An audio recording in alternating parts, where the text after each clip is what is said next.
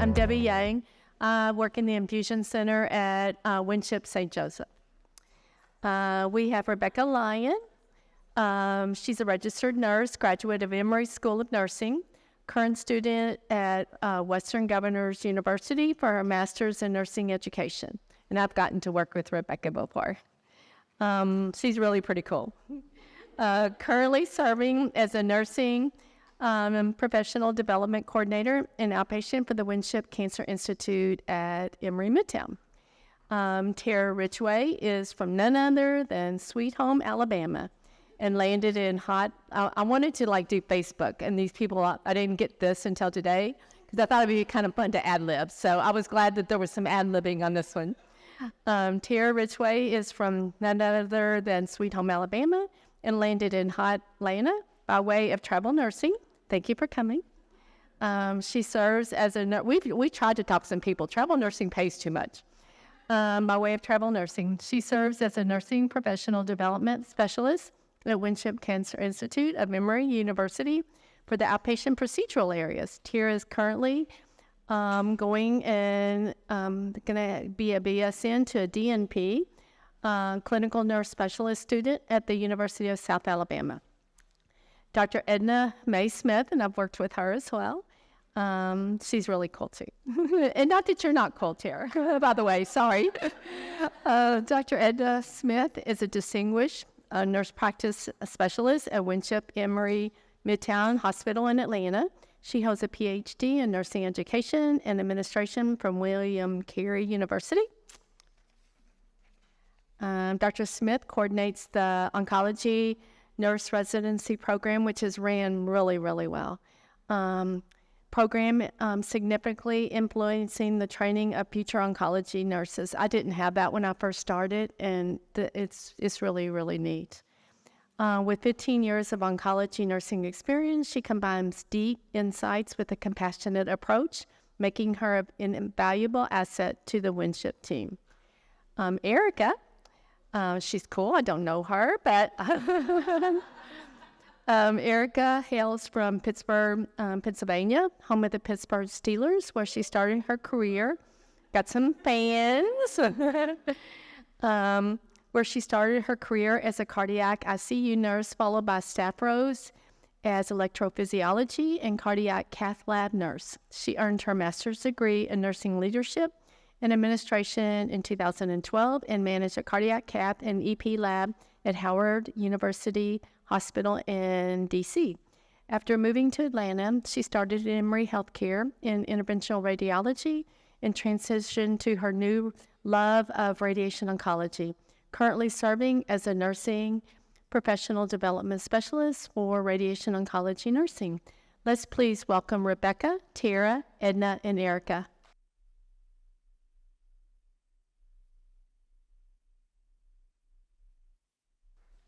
So good morning, everyone. I will talk about unlocking the door to a career in oncology nursing. We have no disclosures. And here are some of the objectives. We'll summarize. Actually, I'll let you guys spend time doing this so we don't take up too much time. All right, and these are the overall presentation objectives for our team and the table of contents. And again, opening the door to a career in oncology nursing. And this is what I'm going to talk about. So let's talk about what it entails to have a journey in oncology nursing. I'm just going to look back over the last century. There's been a lot of changes in how we provide oncology patient care, a lot of comfort care, and that's changed in the 1940s when we discovered a lot of neat medications and new technologies. And with that, we have been able to do a lot of great research from a nursing perspective, as well as make a lot of changes with the nursing interventions that we do. All right, so the first 5 things that I'm going to talk about is going to be clinical skills. And many of you that have been in nursing probably can relate to some of the things that I'm going to talk about. But in my role, not just as an oncology nurse, but as a nurse with over 30 years of nursing experience, I'm going to talk about these 5 areas that's really important, particularly to oncology nursing. So the first is going to be clinical skills. Without the appropriate clinical skills, it's almost impossible to function at the highest level as an oncology nurse. And some of those skills entail things like working with trach care, peripheral IV insertion, ports, central lines, Pleurex catheters, PEG tube, biliary drains. As an oncology nurse, it's important that we develop these skills from the very beginning. And this includes inpatient and outpatient. For some of our new oncology nurses or nurses moving to the specialty for the first time, this should be your utmost challenge, is to hone in on these skills and work hard with your preceptor, your team, your charge nurses, and your educators to glean and develop these skills. Because without them, it will make it very difficult for you to manage your day-to-day standard of work. Organization skills, let's talk about that. We know that nursing calls for the ability to multitask, to be able to prioritize all the things that are competing for your attention. Attention to detail is just as important, and time management. A very good example will be starting your day and deciding what you're going to do first. You might have to get ready to administer chemotherapy. In addition to that, you have your morning medications that you need to be able to, let's say 3 to 4 patients that you need to see. So how do you decide where to go? This is where your critical thinking plays a part. And in addition to that, it's important to stay organized, because if something happens and you have a change in condition in your patient, you need to be able to act at a moment's notice and be able to care for that patient, call a rapid response, and start the process for a code. You can't do that if you start your day unorganized. In addition to that, there's no way you can provide appropriate care and work to the top of your license. So a lot of us have these skills already, but for some of us who are weak in these areas, definitely let your educators know so they can help you develop these skills. Let's talk about decision making. We do that from the moment we accept our assignment. And we have to be able to make informed decisions quickly and in critical situations. Assessing patient needs and responding to them appropriately is just as important. Managing multiple patient needs simultaneously is very important. Drawing lab work and remembering to go back to review your lab work, hanging blood, getting ready to administer chemotherapy, and now you have to do wound care. In addition to that, the physician has changed lots of the orders that you saw that morning, and now you have to decide, where do I go from here? If you cannot make decisions in a high-stressed environment, we're going to have an opportunity where we won't be able to rescue a patient or recognize that there's been a change in your patient condition. This can lead to the death or an untoward outcome for your patient. Decision-making is not made in a vacuum. You have a team that's working with you. So being able to decide that I need to talk this over with a colleague, a buddy, or my charge nurse is definitely important. So definitely be able to analyze complex patient care situations, coordinate that care by talking to the providers and making sure that you get your decisions made in a timely manner. So let's talk about communication skills. The ability to give clear, concise instructions is also very important. We do a lot of interdisciplinary care with our colleagues, the pharmacy, radiology, the APPs, the providers, the nurse practitioners, and physician assistants. If we can't use the basic ADPI or SBAR to convey our problems with our patients, we're going to fail. So being able to sum up what your problem is through a situation and talking about the background, looking at your assessment, and then making recommendations to the physician, this is something that you must have as one of your nursing skills. So being able to discuss the prognosis, talk about end-of-life care, and complex treatment regimens for our patients. We have to be able to communicate. And this also goes both ways with our MAs and our patient care techs. There's lots of situations without communication. They wouldn't be able to say to you that, hey, I had a low blood pressure and a high heart rate.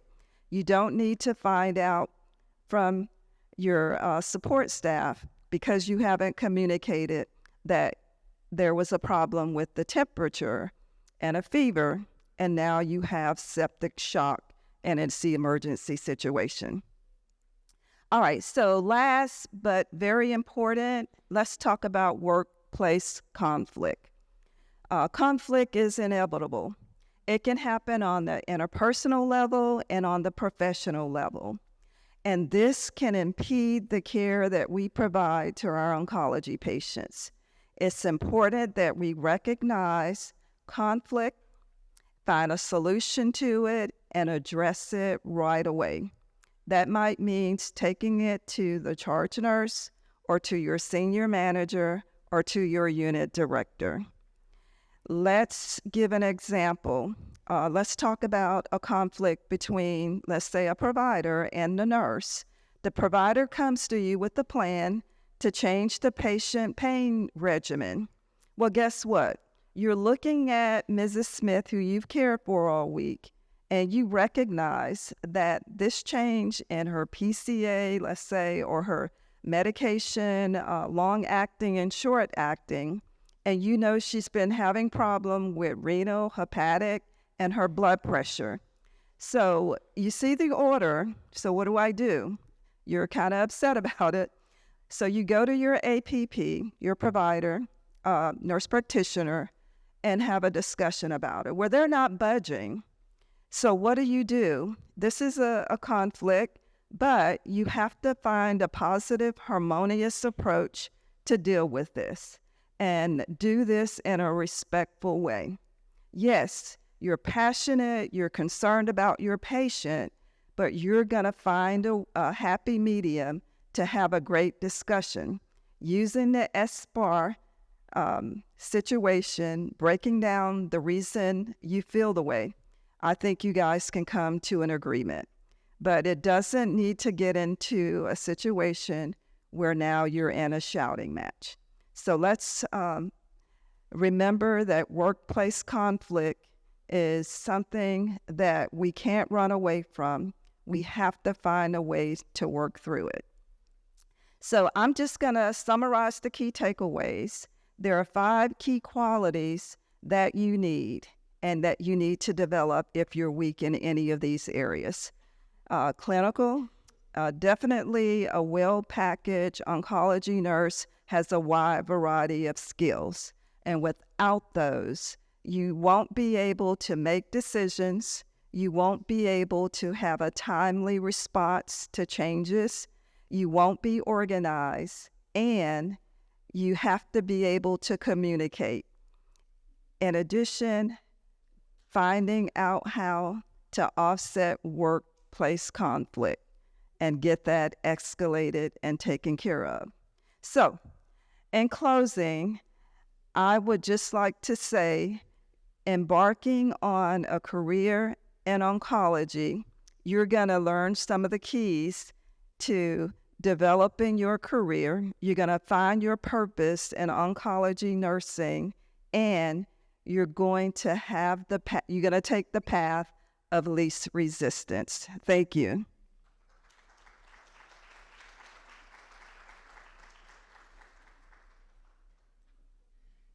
Hello, everyone. So Dr. Smith just talked about what the foundation is that you need to be a nurse in oncology and honestly in any role. So what I'm actually going to do is talk about once you have keyed into being a nurse, what do you do then? Dr. Mary Gillette was a speaker here last year, and she recently retired. But I wanted to start off with a quote that has been very personal to me. Mentorship is about influencing, inspiring, and empowering another to greatness beyond what they see in themselves. So I'll share a little story. So when I was a junior going into my senior year, I did externship in a PACU. I was the first to do it in this area. They were very unsure about me, didn't know how this was going to work out about having a student nurse in an area with, patients who can be critically sick. And so I worked there through the summer. By the time I was looking to leave, they actually ended up keeping me on because I'm very inquisitive. I like to ask a lot of questions. I want to know the why behind why we do things. And so my CRNAs that I used to work with and my anesthesiologist, every once in a while they would come up to me and they say, Erika, what are you going to do next? And I, said, well, I was always told we got to go to med-surg, got to go to that med-surg unit and start there. You got to do that. And you got to do that for a long time. They kept whispering to me and they said, Erika, go to the ICU. Do not buy a car. Do not get a house. Do not get an apartment. Go straight to the ICU and you're going to go to CRNA school. So one person told me that. A couple days later, someone else told me that. The closer I got to actually graduating, I kept being told the same exact thing.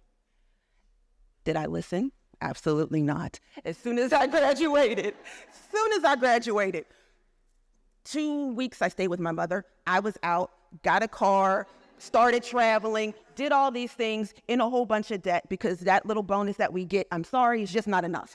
So, and I was back then, I'm not going to date myself that, but it's been a couple of years. So I did all that. And then finally, as I got older, I realized they were trying to mentor me. They were trying to teach me the skills and tell me that they saw something in me that I didn't see in myself. Now, I'm very happy as where I am at now. I would not change a single thing in the world. But sometimes there's a little person who's whispering to you, seeing something in yourself. You have to believe them. So peer mentorship, two-way interactions. So you're going to have someone who is been in the profession or been in whatever you're interested in, and they kind of know a little bit. That's going to probably be your mentor. The mentee is the person who is kind of wanting to learn. And every one of us in here, we need to be a mentee and we need to be a mentor.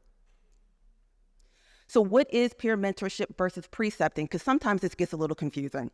So for peer mentorship, it is an actual type of long-term partnership. It can be as long as you want it to be. I actually had a recent mentor or mentee of mine that reached out to me and told me that she finally went back to school. It brought tears to my eyes because she was arguing with me saying that she was never going to go back to school because she was too old. She is now almost done with school. So listen.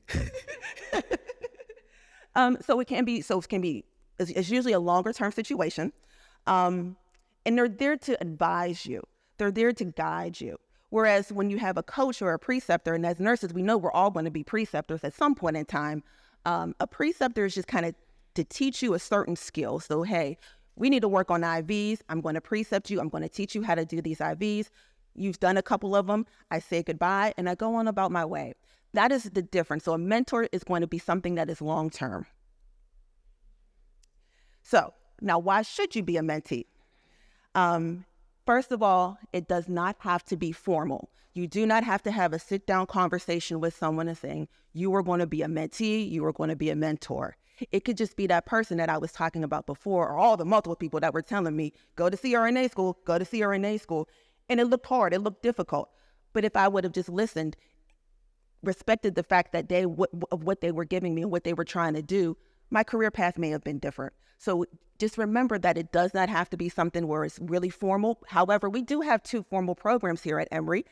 So we have the Empower program, and so you're paired with another person, and that's from different specialties. And then in nursing, we have our peer mentorship program, which are paired with other nurses, similar to your specialty. So I'm glad to be part of an organization that encourages peer mentorship.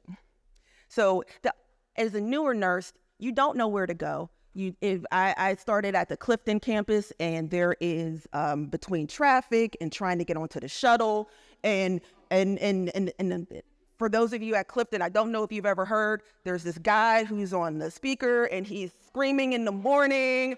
So it could be a lot, especially when you're not used to that. I'm from the north, we're not as friendly. Yes. So it was a lot to take in, right? Like you're just like, oh my gosh, what have I done? Have I made a mistake? Is this where I belong?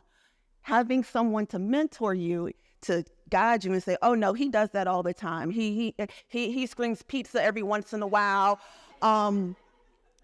It's Friday. But that's just the culture. And I needed someone to help guide me through that. And that might seem very small, but think about it. What happens when you need to start an IV and there's no one there to help you, or you don't know who to reach out to, or you don't feel comfortable with that? So that's why I'm saying everyone, you should find yourself a mentor. And a mentor is not going to actually tell you, they're going to advise you. They're going to guide you in a way that a preceptor cannot. You can have increased confidence. So knowing that you have someone also to reach out to is very, very important. And also, when you're in a stressful situation and everybody is stressed in that situation, sometimes it's good to reach out to someone who may not be in that situation, someone that can look from the outside in, someone who is an objective person rather than subjective. So why should you be a mentor? To all of my nurses who have been in this for 6 months to 20, 50 years, does not matter. All of us should take someone under our wing, because I can guarantee you, none of us got in this room if someone didn't take us under their wing, right? I didn't get to where I was.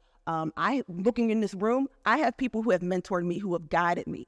So I want to make sure that I give that back and I pour that back into the people that I work with. So it's going to help you as a mentor. You're going to develop more leadership skills. You yourself are going to get better. I learn from my mentees. They teach me. They tell me, Erika, that ain't right. Okay, that's what we want. It's a two-way, it's a reciprocal thing. It's going to enhance your personal growth. It renews your enthusiasm for the profession. It truly, truly does. Like I was saying before, when that mentee reached out to me, it did. It made me feel that what we're doing is valuable, because sometimes that gets forgotten. Sometimes we forget to say thank you. So having someone, being able to pour that into someone will pour back into you. What peer mentorship is not. It is not a gossip session. So, like Dr. Smith was talking about, the workplace conflicts, that's not what we're going to do. We're going to find the positive. We're going to go back to our why. So we're not going to gossip. We're not going to talk about, I can understand that you have an issue with a coworker, but I'm going to guide you and I'm going to say, hey, have you talked to your charge nurse about this? Hey, have you taken a different approach to this?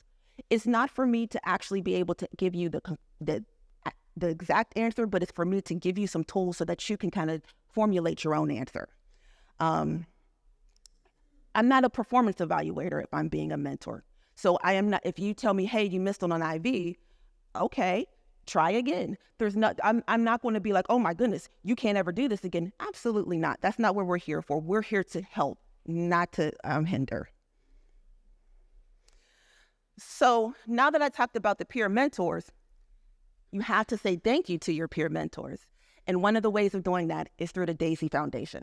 So the Daisy Foundation was started in 1999. It was a patient who had something called, it's a long-term, I always forget what it's actually called, because it's too long. But nevertheless, he was a 33-year-old patient, and unfortunately, with the autoimmune disease that he had, and unfortunately, he did succumb to his illness.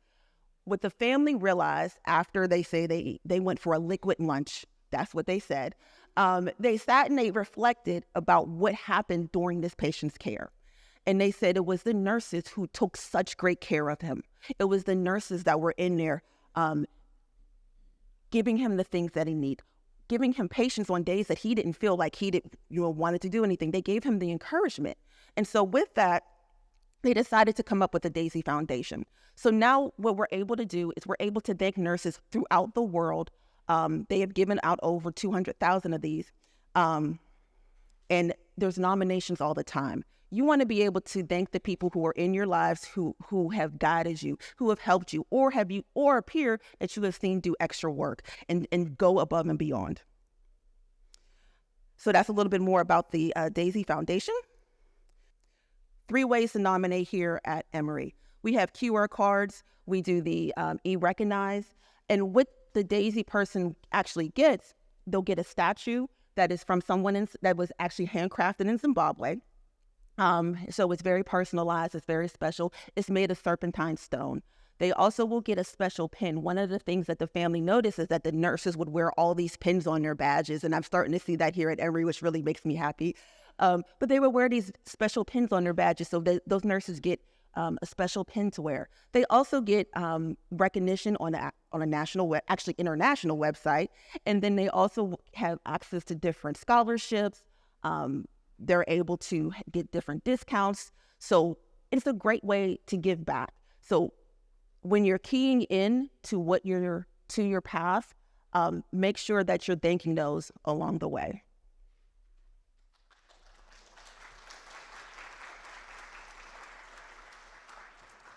All right. So I want to talk to you guys today about embracing your purpose. I like to title this the path of least resistance. Okay. So there's 2 roads. There's a road full of resistance where we can fight everything. And like myself, I usually choose the hard way to do things. I make the easy things hard. When I was in nursing school, I like to call myself Captain Obvious, because if there was an obvious answer, I would miss it because I would overanalyze it.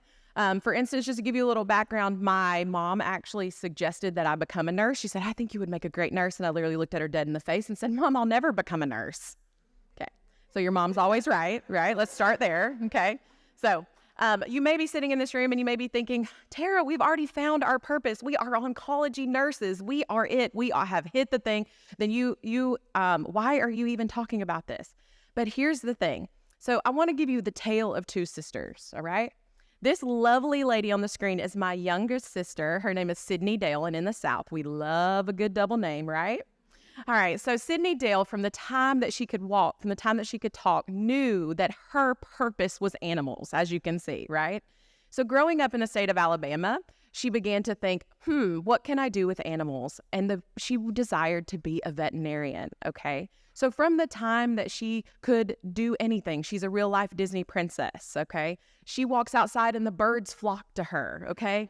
The wounded animals just show up on our property and she takes them in, right? So she has known from the time that she could talk that she wanted to be a veterinarian.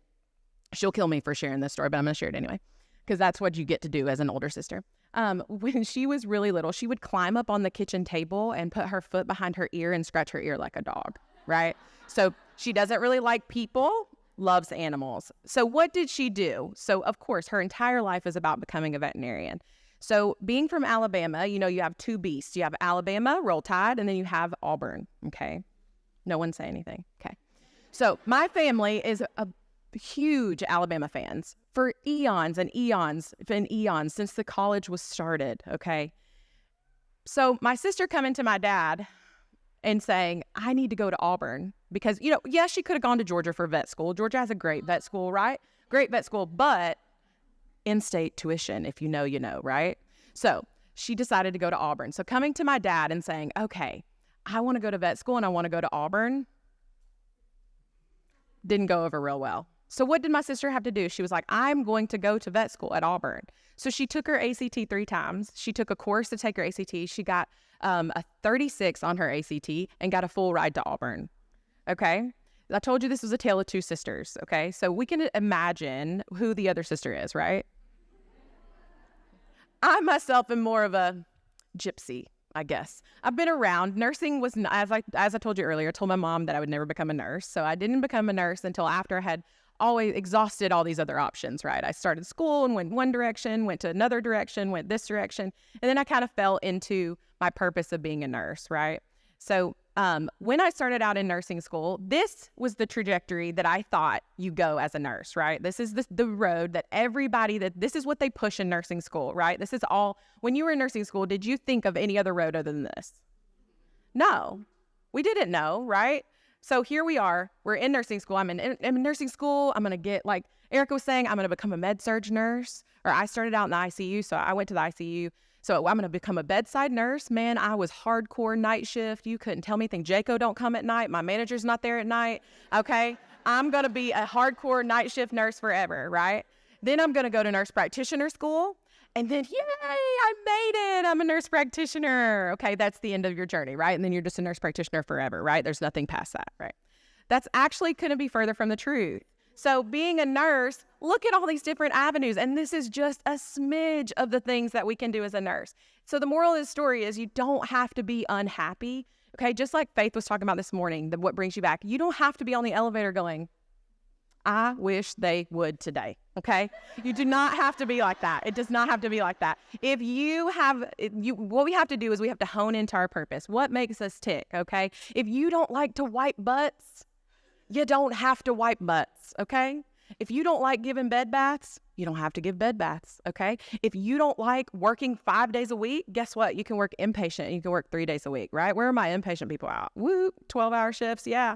If you can't work 12-hour shifts and you have kids, and you've got to be home for bedtime and bath time and all that other fun stuff, right? You can work outpatient. You can work 10-hour shifts. You can work 8-hour shifts. If you don't want to look at a patient, you don't have to. If you don't want to talk to a patient, you don't have to. And that's fine. Now, all of us in here are warm and fuzzy people. I can tell. I can feel it from you. So we all want to touch the patients and we all want to be in front of the patients, right? Yeah.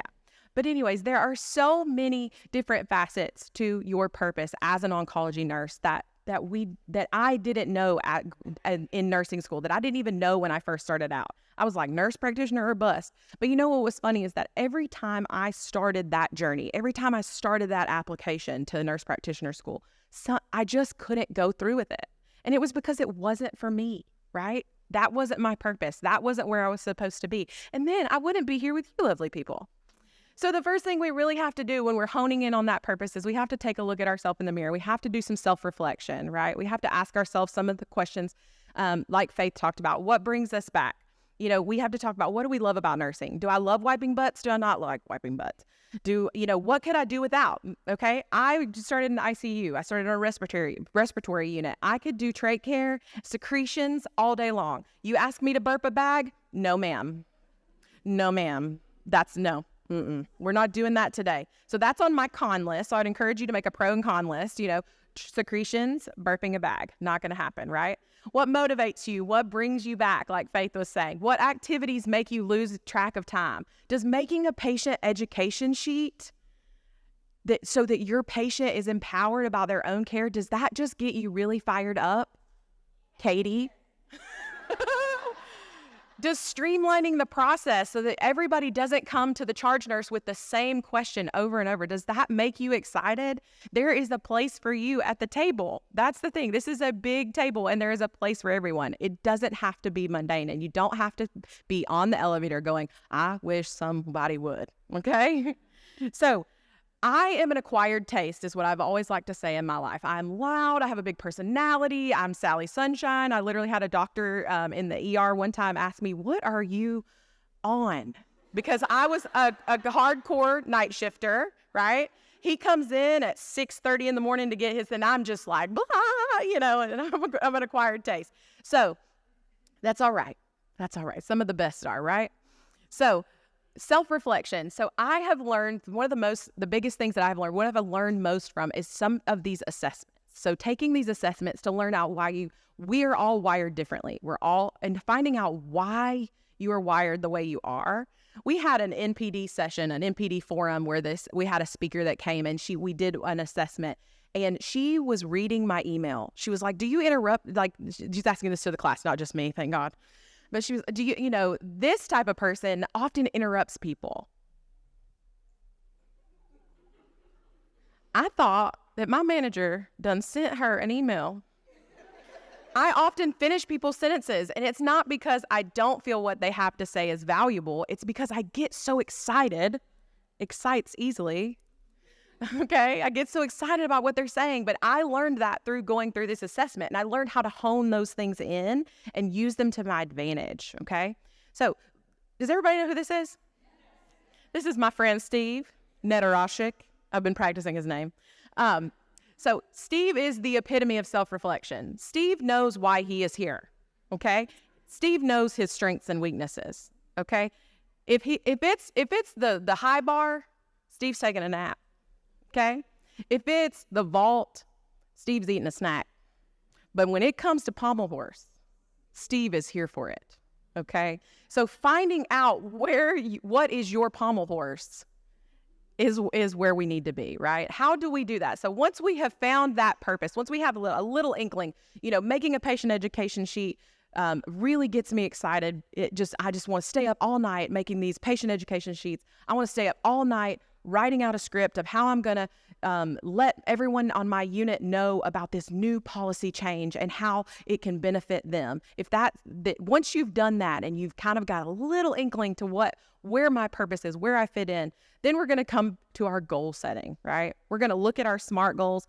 We are going to break these down into smaller, more manageable tasks, and we are going to stay motivated on that. That might be, I'm going to set a goal of in the next 8 months, I am going to get my OCN. That might be, I am going to start looking for a value improvement project so I can have a poster at the Winship Symposium next year. Okay, all of these, and I encourage you to use the SMART because it puts a timeline on it. I know it's hard to, it would be hard to believe that I'm a little bit like a squirrel, so I get really distracted. I'm here, there, everywhere. So the SMART goal method helps me to stay accountable, and it puts a timeline on things, and that's been one of the biggest things in reaching these goals. So once we've established some goals, we want to put some intentional action behind it. We want to seek out some growth opportunities. This could mean furthering your education, just like Erika was saying. I don't know how many nurses I have been like, why don't you go back to school? Why don't you go back to school? I'll tell you a little personal story, and I'm going to try to wrap up. I was in a leadership program. There's nothing wrong with leadership. Being in this role, you are a leader, and every nurse individually is a leader, but it wasn't everything for me, right? It wasn't, I was doing it because I needed a master's degree, and there was not really any other options at the university I was going through. So I had several people come up to me, mentors that were like, you should really look into this program. You should really look into this program. And it was almost like, a coincidence, I guess. It was multiple people across a couple different weeks told me some different things. So I really started to do some self-reflection and completely changed my program, set myself back a whole semester in getting my master's degree. But I am so much more happy. I put that intentional action behind it, and I went ahead and did the hard thing and changed it, and I'm so much happier. We want to align our actions. We want to make sure that our daily activities are matching up and in line with what our purpose is, right? This might be changing habits, might be getting up earlier, might be staying up a little later. For instance, I'm in school. I have 2 kids. I work a full-time job, and my only time to do schoolwork is at night. So I love to sleep. I'm not going to get up early to do it. So what do I have to do? I have to sacrifice a little bit of that sleep, stay up a little later once my kids are in bed to do those things. Okay. I've aligned my actions with where I'm going with my purpose, right? And then adaptability. One thing nurses are is adaptable. Okay. If you're ever interviewing for a job, use that word. I'm adaptable. I'm flexible, right? Because you are as a nurse. We have to be, right? So but be open to evolving and understanding that things may change, and that's okay. Your purpose might grow. It might shrink and become more focused. It might change completely like mine did. I was literally 2 semesters away from graduating, and they were going to turn around and set myself back, right? But that's okay. Things change. And then we need to learn to manage our challenges. Challenges are going to come, okay? In the middle of my busiest semester, we bought a house. Why? I don't know. But we did. And then there's been all these challenges that have happened right here in the middle of my summer semester, where I'm taking 3 courses that are very compromised. And that has been a huge challenge that I have had to face here recently. But if I didn't have that resilience or that adaptability that I have had as a nurse, then I could not have gotten through that. So we have to be able to be ready for those things, be ready for those challenges that are going to come along your way as your journey gets finer and finer as we're finding our purpose. Okay, I'm going to give it over to Rebeca Leon. She's going to talk to us about key to having a fulfilled career. Hello. I hope y'all are doing well. My name is Rebeca Leon, and before I get into my slides, I'm going to tell y'all a little bit about myself, okay? Some of these things you may know, some of these things you might not know. So, in terms of my nursing career, I am the youngest one out of our panel. I became a nurse only 5.5 years ago. I graduated from the nursing school here at Emory University, so I obviously have been in Atlanta for quite some time. I am a student of nursing education at the moment for a master's program. But if you know me and you've heard me talk about my nursing journey, it has never been linear by any means. So I started in general surgery over at the Clifton Road campus, 10E, if y'all know that unit. Unfortunately, it does not exist anymore because 1 year into my nursing journey, COVID happened and it shut my unit down. So I became a float nurse and worked COVID in the research unit and did many other things. I worked as charge nurse only as a year-old nurse because that's what we had to do at the time. Staffing was unstable, floated throughout all of the different hospital units, and did a lot of different things that I never thought I was going to be able to do, especially within only 1 year of my nursing journey. Once I worked in ICU and did all of those things with COVID and all of that fun stuff for about 6 months, I wanted to go where my passions lie, which for me was the neonatal ICU. I always loved the babies. I always wanted to work with them. My original intention in healthcare was to be a neonatal ICU nurse or a neonatologist, but medical school just was not in the cards for me, and that's okay. After working there for about 11 months, I realized that working on that unit and working in that area wasn't fulfilling for me. Not because I didn't love working with those patients and working in that part of care, but because I didn't see growth in my career in the way that I wanted it to be and what I wanted to do. So I found my way to outpatient oncology. Somehow, in some way, I was blessed to be brought into this area. But I started working at St. Joseph's with the GI oncology team. And then life happened and all my doctors left. So I went over to the Clifton campus to work as UNE. Because thankfully that position was open and I always had a passion for education and helping all of my peers learn and wanting to grow. And if I could make it something that was easy for me, I could make it easy for somebody else too. And through the work that I was able to do in that role, I was able to get a promotion to become a nursing professional development specialist, which is what I'm doing now in nursing education for Winship at Emory Midtown. Now, those are all of the things that have happened in my nursing journey. All throughout that time, let me tell y'all about a little different part of me. While I'm doing all of this, I'm also a member of a sorority, and I'm actually chair of the National Expansion Committee currently, helping schools nationwide either reactivate our chapters or bring chapters to our schools. So I mentored undergraduate students. I'm also very active in the Emory Alumni Society and trying to reach out to undergraduates as well as create a larger network here in Georgia. I'm also part of the National Association of Hispanic Nurses, and I'm a podcast host for the Nurse Converse podcast through nurse.org, which thank you for all of you that voted for me. So the reason why I'm telling you all of these things about myself is because we are more than just nurses working in a hospital. We're more than just nurses working in a clinic, whatever setting that we work in, whatever specialty, department, whatever it is. We are more than just that, right? As many of you may have been in different parts of your nursing journey, you may be doing different things and have had long careers or shorter careers, like myself, doing many different things that you may have never found yourself wanting to do or being a part of. But for some reason, you found joy in that. And even if you didn't find joy in those moments, you still found a way to get to the next step and grow and do the things that you wanted to do. So for me, part of what that journey is all of the things I was able to do outside of my role in nursing. In those things that I mentioned with being a chair of a national expansion committee for my sorority, I was able to find leadership and mentorship. I was able to project manage and create all of these fun little things on Canva, like this presentation, and a few other little things that y'all may have seen. But that developed those skills that I never knew or thought I could utilize in my nursing career.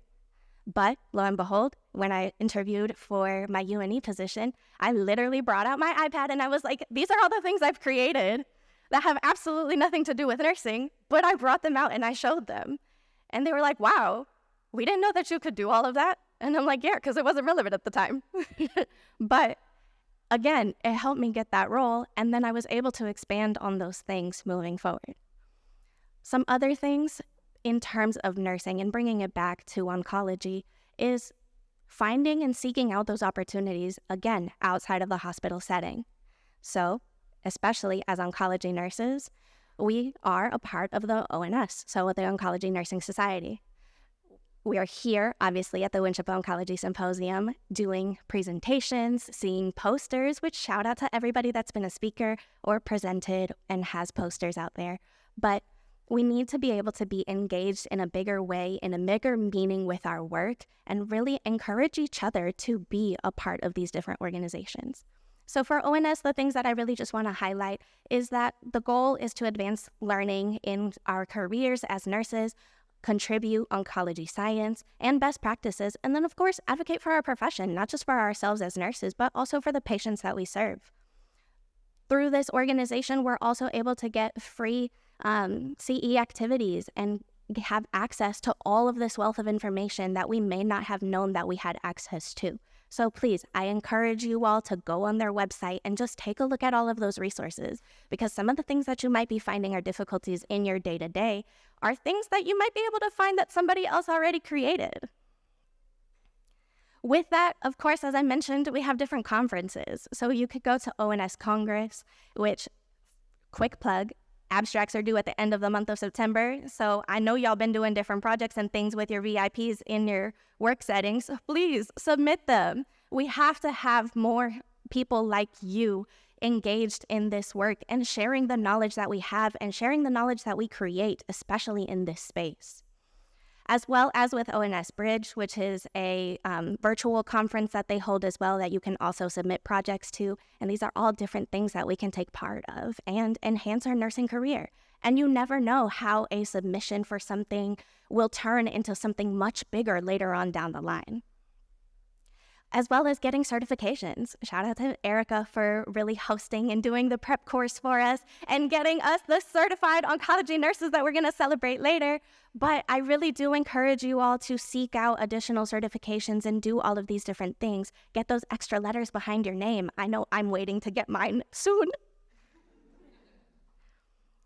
Through ONS, you also have networking opportunities. There's an ONS community that is virtual and online. You can have discussion boards. I know we all get those emails, and sometimes we just delete them, but it is important to look through them and see what people are talking about in our profession and see what we can add to the conversation too. You can also contribute to articles, participate in mentorship, just like Erika mentioned. You can have information on advancements and best practices, educational opportunities, and then, of course, finding out current news about our oncology care, because it's changing every single day. And I know for a fact, I've only been in oncology for the last 2.5 years. I have so much more to learn. I'm sure y'all do too, even if you've been in the profession for a long time. And then, of course, we have access to the ONS directory, which is a membership directory, and you can go plug and cold email all of these different people. You never know what's going to happen and who you get to reach out to. Additionally, we have the ability to be part of local chapters, which is here in the state of Georgia. You can have these different networking opportunities. You can go and have dinners with the different folks that aren't just a part of Emory, but also part of the other cancer institutes that are here in Atlanta. We live in the city that has such a wealth of information, connections, and people in general. And so you never know who you're going to meet and how they might be able to help you in your career later. As I mentioned, I'm also part of a national organization, which is the National Association of Hispanic Nurses. And I had the privilege this past month to go to their conference, which was actually hosted here in Atlanta. So I wasn't too far from home. And it really allowed me to flourish and make these connections through all of these different things that I just mentioned with ONS. You can definitely find them in other national organizations. So please, I implore you to reach out and start to see what organizations align with your values and your views. You might be surprised what you find. I am going to go through some of these organizations, and I'm going to kind of speed through them a little bit because there are a lot to cover. But I just want you to take a look and see what you might have an affinity to. So, of course, for national organizations, we have AMPD, which is the Association of Nursing Professional Development, and this is focused on specialty practice of nursing professional development and enhancement of healthcare outcomes. I don't know about y'all, but for me, before I started this role, I didn't know that MPD was a thing because that's not something I was taught in nursing school. I was taught about all of the different specialties and things that we can go into nursing, but I was not taught about all of the different careers and all of the different ways in which I can bring my passions to the work that I do to enhance it, not just for the patients that we serve, but also for the people that we work with. ANA, which is the American Nurses Association, which we should all be very familiar with, especially since we follow the ANA Code of Ethics. This is an organization with a membership of 4 million strong, and its focus is improving the quality of healthcare for all. We also have the American Hospital Association that represents all different types of hospitals, healthcare networks, and their patients and communities.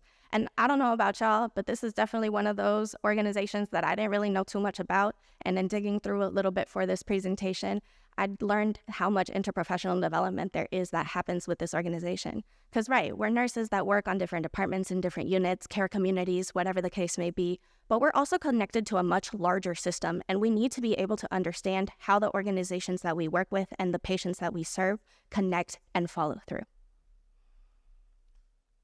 We also have some national student organizations, which I know many of us in the room have already graduated, at least from our BSN programs, so we might not be able to be a part of the National Student Nurses Association per se, but I don't know about y'all. I always wanted to be a part of Sigma when I was an undergrad, and unfortunately, that did not happen because my GPA just wasn't there. If you know me, I barely made it through nursing school, but we made it, and we're here now.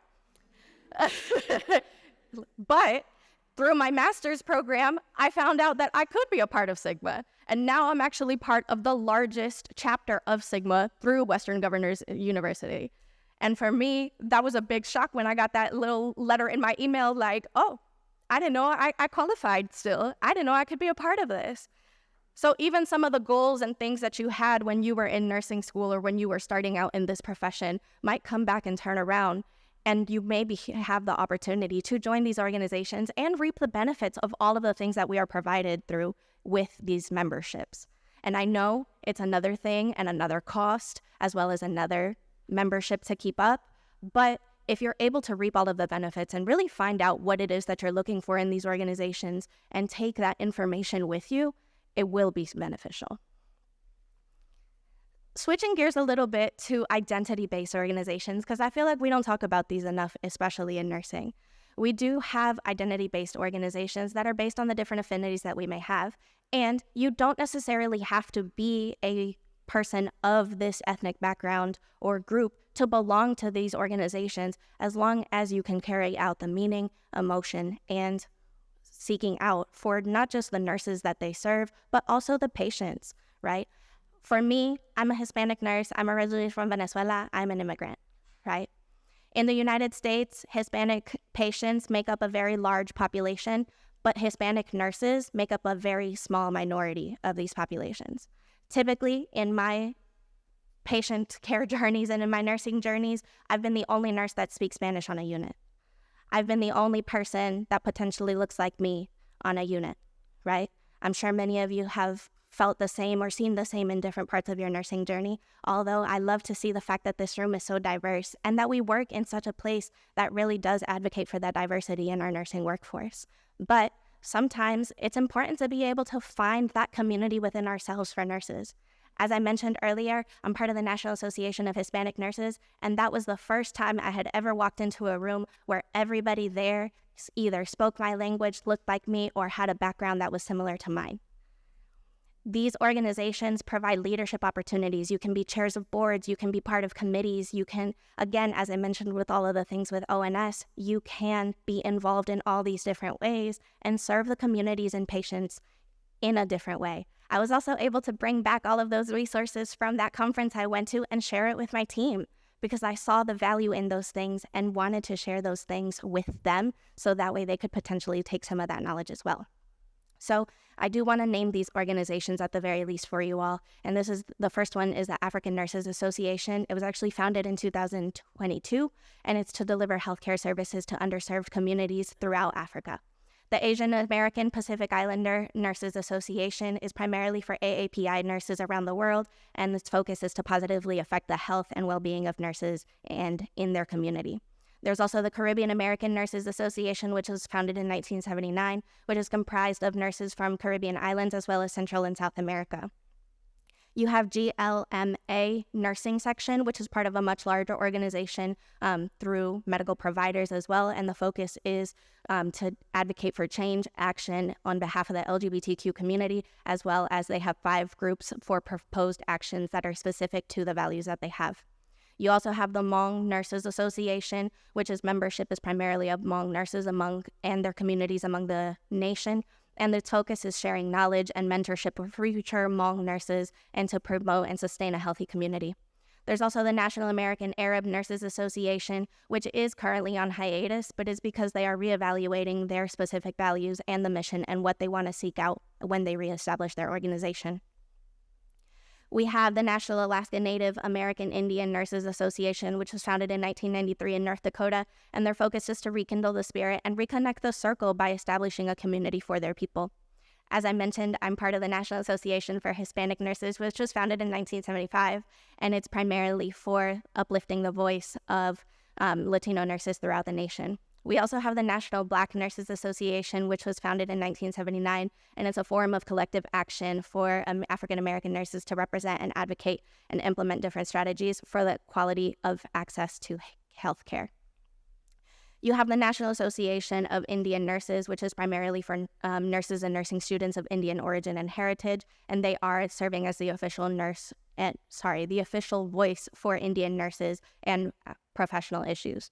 You have the Philippine Nurses Association of America, which is primarily for Filipino American nurses, and it's to promote professional excellence, contribute to healthcare, society, education, research, and clinical practichi. And then you also have Chi Eta Phi Sorority Incorporated, which was actually established at Howard University Hospital, and its focus is service for humanity. Now, please know that this list was not all-inclusive. There are many other organizations out there that are for different affinities and bases, but I did want to provide you all a synopsis because I don't know about y'all, but I didn't even realize there were that many when I was creating this presentation. And then, of course, because we're here in the state of Georgia, we do have all of these different organizations that are specific to Georgia and their chapters, so I do encourage you all to reach out and seek these out as well. And then to wrap it all up for all of the presentations that we had with my lovely co-presenters and coworkers, we really wanted to be able to present to you nursing professional development the oncology way. We are all oncology nurses, and we're embarking on the journey to oncology nursing, keying into nursing excellence, choosing the path of least resistance, and key strategies for embracing our purpose, and then, of course, having our purpose unlocked and taking key steps to a fulfilled career. If you have any questions, please let us know. Also, that QR code that you see on the screen, if you want to actually have a copy of this presentation, please go ahead and scan it. I know we went through a lot of different types of information, so we wanted to make this as accessible as we could for you all. Thank you so much.